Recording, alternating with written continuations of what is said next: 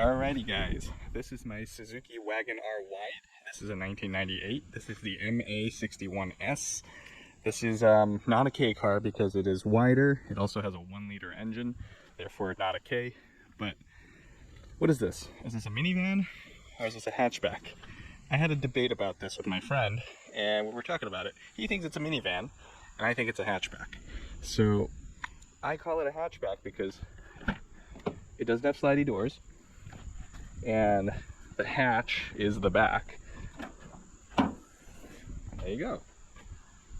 Minivan or hatchback? You guys decide. Let me know in the comments below. Anyways, this is a pretty practical car. From poking around, I've learned a lot about the inside of this thing. There's a lot of storage and like cubby holes and whatnot. So let's start right here from the outside. So you get a little cubby hole here to put little things. You get a little net on the door. You get a little storage hole right here. You get storage under the steering right there. You get your center console cup holder, dual cup holders. You get a little indentation here to store some little thing, maybe your phone. You get a slot right here. I guess you could put a double din too, and then you lose the slot. Standard ashtray, as with all of these JDM cars. Oh, I'm missing my flare. A decent sized glove box. But you think that's it? No, that is not it. There's more. Of course, there's a net on the other side, and there's the same cubby hole in the side of the seat. There's this little tab you're gonna find here. Pull up on this, you find a whole cubby hole in here. This has a bunch of stuff the prior owner left behind. This looks like a emergency like vest thing, a Uniqlo something, some sort of maybe like a windbreaker, so like if you get stranded, a little microfiber like terry cloth. So that's cool that you can stash stuff under the seat. And the driver's seat doesn't have something like that. The driver's seat has a drawer. There's a latch, you pull up on it and you pull it out. I got a JDM air compressor with this little old lamp switch on it. So this is a small little cubby hole that holds a decent amount of stuff. Good storage space. It's well thought of. Coming into the rear side does not have as much stuff. I think you could stash some stuff under the seat right here. You can see it's a good portion. It's probably 4 or 5 inches tall. It actually goes up, recessing into the bottom of the seat cushion, so you could have a little bit more storage.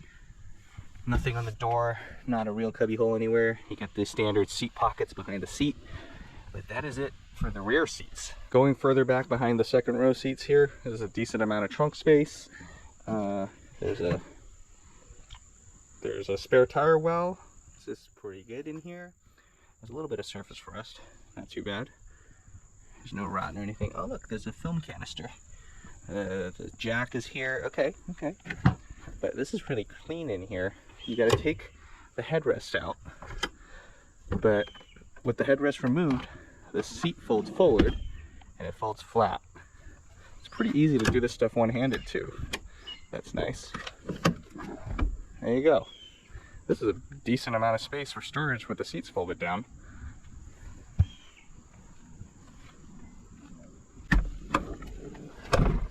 Let's talk about comfort in the vehicle now. The step in is very low for this. You can see how it's right next to like just a slightly above my ankle really. You step in real easy.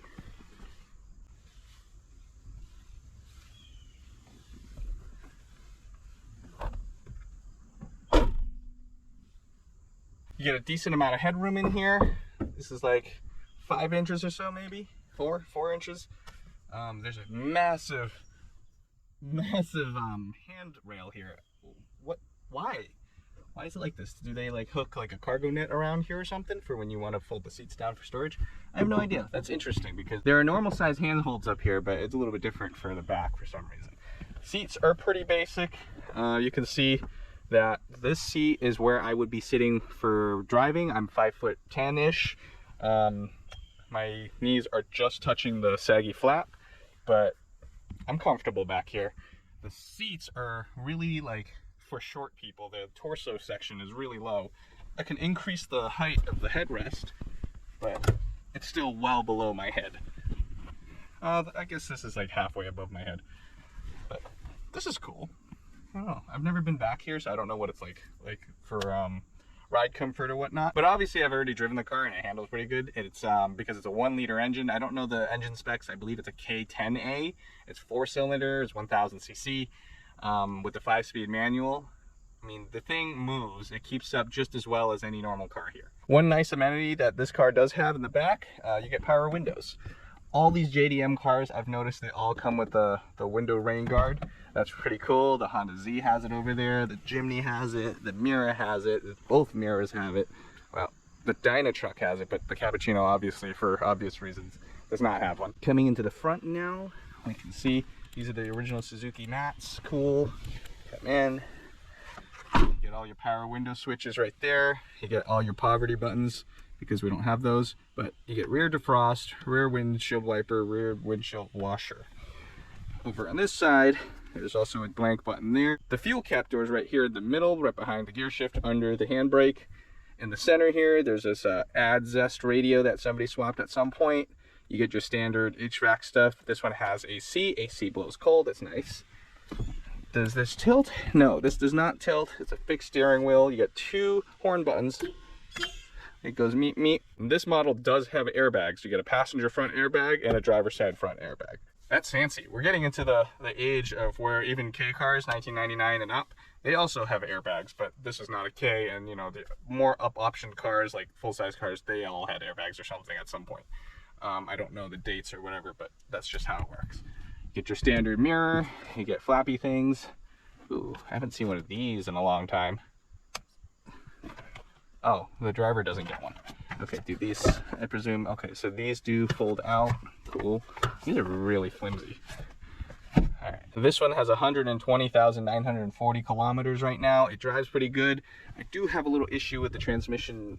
I think it's the transmission, and I'll explain that in a little bit. It's a little troublesome, but it is what it is when you buy cars from auction, because there's no way for them to tell, because they don't actually drive the car. They just put around the parking lot going maybe like 5 miles per hour, maybe 10 miles per hour in like first gear. So no one would ever know. This one is pretty average, so-so condition on the outside.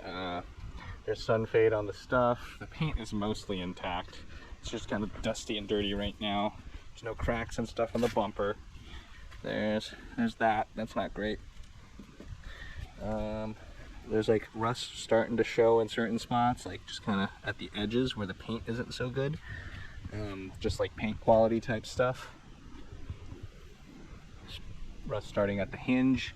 Typical places to rust on the hatchbacks and stuff, usually on the hinges. The tailgate itself seems to be okay. Yep. See? Suzuki Wagon R Wide. Safe and joyful. And shout out to Car Deal page. There's UV damage on these things. They get kind of foggy, cloudy. Some start to split and crack. That's okay over here. Once again, a little bit of yellow showing on the edges and stuff. No rot, just like surface rust starting. There's a little scuff mark on the fender in the front there, so the passenger side was not the strong suit for prior owner. Some clear coat peel here, I guess, or something's peeling. No fog lights, because this is not there's not option for fog lights. But looks alright. Good commuter car. Let's see, what do we got? Sieberlings. These are actually fairly new tires. Date code's at 23, so like a year old. Not bad. What are these? 14-inch, 155/65 14s. They got these really long lug nuts that stick out like an inch. Let's see what else we got in there. That tie rod looks new, so it seems like some work was done to this before. I hope that's water. I think that's water, because I was washing this earlier. Let's see. Nothing looks leaky down here. Things look dry. This one is front-wheel drive, but I believe a four-wheel drive model existed. It seems like the automatic was more popular than the 5-speed manual for some reason, because I've asked about it, and apparently the 5-speed manual is not common. Looking under here, this is actually pretty clean overall. There's no real rust. There's surface rust starting at some edges and stuff, but not bad. I don't have one side by side, but I saw one of these Wagon Rs at the port, and it was definitely a lot narrower. It was like a whole different car. But this one actually looks a little bit more proportional because it's flattened out or widened out. All right, taking a look under here, everything is pretty simple and straightforward. This is a fairly looking new battery, Yuasa battery. It's a good quality one. There's coolant in here. This is the washer tank hiding in the fender. There's the AC dryer. There's the transmission right there. Let's see what else we got. Pretty straightforward ignition coil. Get your VIN number there, or chassis number as they call it. There's the chassis plate. Brake booster. Oh, this one has ABS, man. Yo, that's fancy. Let's see what else we got in here. Not much. This is the 4-cylinder right here. This is the airbox. You know, you get the throttle cable, accelerator right there, alternator and stuff. You can see everything is fairly accessible. The AC compressors right there too. Headlights, everything. That's awesome. It still has ABS, so that's pretty cool. That's how you know you get into the modern stuff. Even though it's such a small nose, everything is very accessible actually. So this is cool. This is good. Alrighty, let's go for a drive.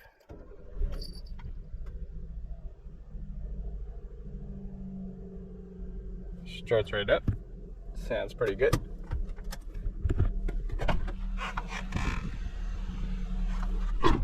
No noises. All right.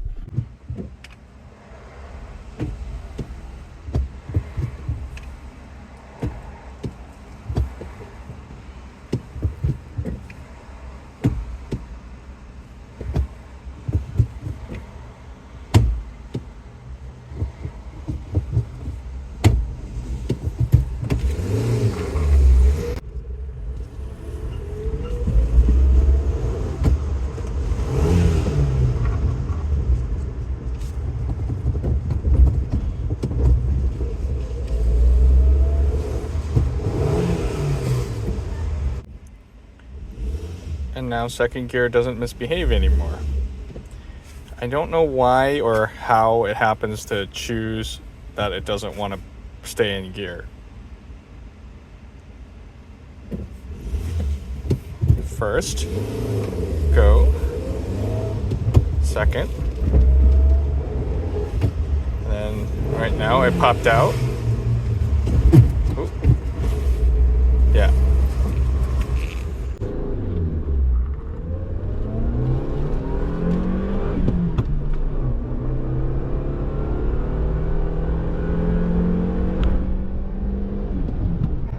About 65 miles per hour.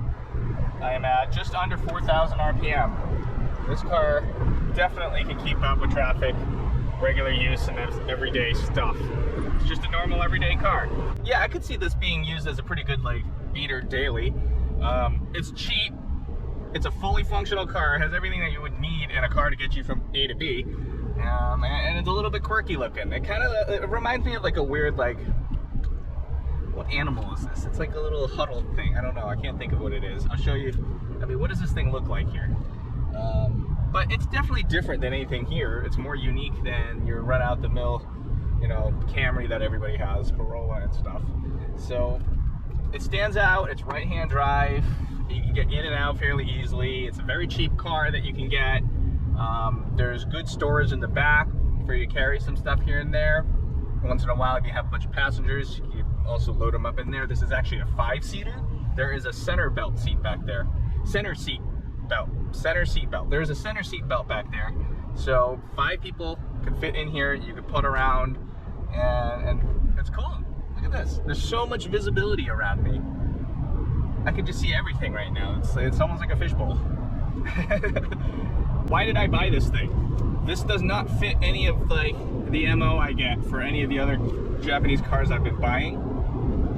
That's a good question. Why did I buy this? I'm not sure why I bought this. This was my first non-K purchase for Japanese import cars. It was cheap. That's why I bought it. And I was just curious what one of these were like. Because I've seen the Wagon R Ks. I've never driven one. I'm kind of familiar with their drivetrain and stuff because it's a Suzuki and it's shared amongst many of their plethora of their other vehicles that they have.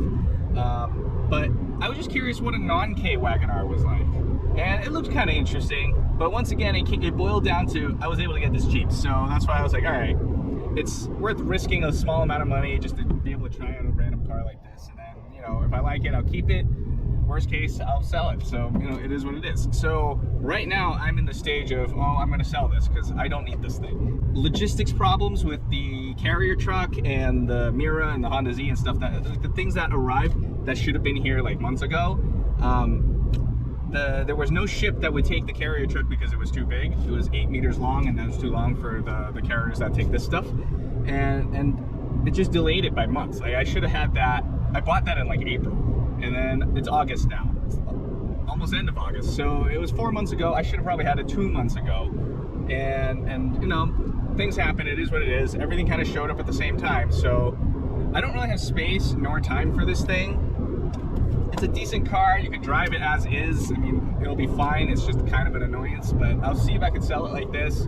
If not, I will just try to source the parts for this. I did look into the manual transmission stuff. I changed the shifter bushing in the front. I verified the shifter bushings here, that there aren't any bushings here, so there's nothing to go bad on this side.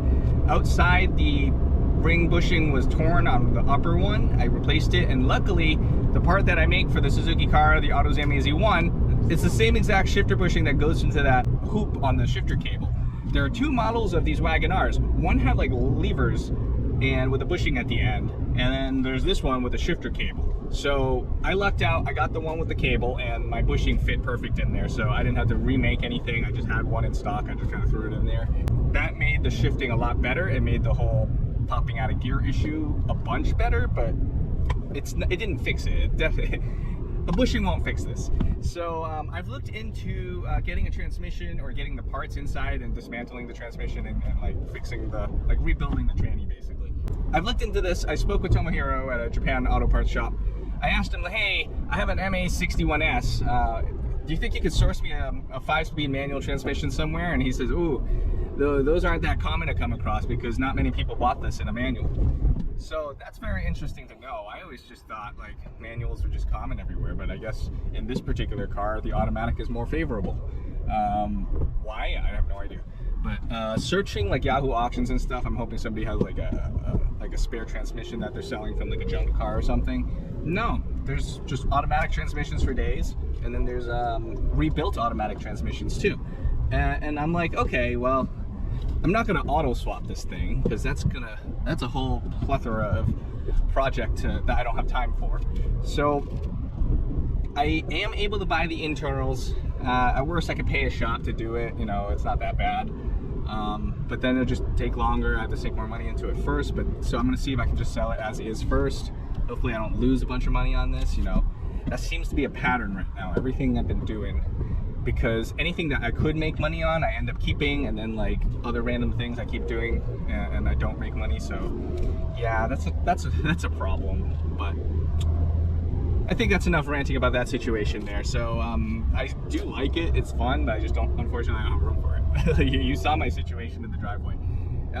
It's troublesome, and there's 3 more things coming, and those 3 things are not K's. So I definitely need to get rid of some stuff, or at least find somewhere to put them. Someone that's willing to let me store some stuff in some random houses. I don't know. You got driveway space, guys, and you live relatively nearby. So I'm on my way to go pick up a scooter right now. I was on Facebook Marketplace, where I shouldn't be, and now I'm buying stuff. So I'm gonna go pick it up in my Wagon R and drive it home. We'll see how that fits in the back. I talked to a mechanic about this, like what we could do about the whole popping out of gear situation. And he's like, there's not much you could do about it because it's just worn out. So this has about 80,000 miles on it. And I'm like, all right, well, what do you mean by worn out? Like, what happens is people drive and they rest their hand here. This is a problem because you're gonna wear out the internal bits of the transmission, and they're gonna get loose, and this is what's gonna happen. So people usually rest their hand on it in first gear, maybe in second gear, because they're driving in bumper to bumper traffic like this all the time, right? So that's just a bad habit to have, and that's why you're not supposed to hold on to it, because you're putting extra stress and whatnot on the internals, which ends up causing issues like this later on down the line. I do have a quick temporary solution to this right now. So I'm in first. Instead of going first to second, I could just skip gears to third. So if I just kind of rev up and then go to third, I'll just continue on my merry way. So that way I bypass the whole second gear issue. I don't know, is that valid? I'm just working with what I got, guys. So this is what I got right now. So what does repairing something like this cost? I've gotten quotes for stuff. I've looked at like how much the parts cost and whatnot. We really don't know what's wrong with it until you open the transmission and find out, oh, it needs the hub, synchro, or whatever, all these things that are inside. Yes, you could buy everything and just do a complete overhaul because you have it all open, or you can open it and take a look and see what you actually need and what's still in good condition, and you can save and salvage. You'll probably need seals, some bearings and stuff at minimum. Like once you open it, you might as well reseal it and stuff. You're not going to use them in old seal. So looking at the parts that I may or may not need, just by looking at like this current situation and assuming the most minimum I could do, which is like the hub synchro something, is the thing that engages first and second gear, not the synchro that lines it up.